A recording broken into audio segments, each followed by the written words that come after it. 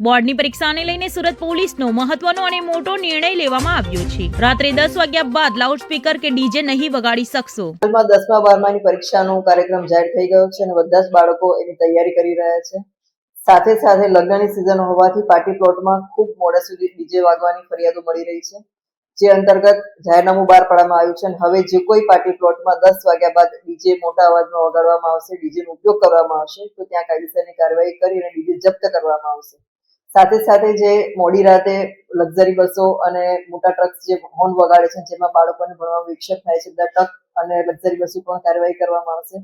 હાલમાં જે wrong side ચાલી રહી છે લક્ઝરી બસ અને જે જાહેરનામા ભંગ કરીને પણ સમય સિવાયના સમયમાં સિટીમાં એન્ટર થાય છે, બધી લક્ઝરી બસ અને ટ્રકની ઉપર પણ અમે કાર્યવાહી કરી રહ્યા છીએ।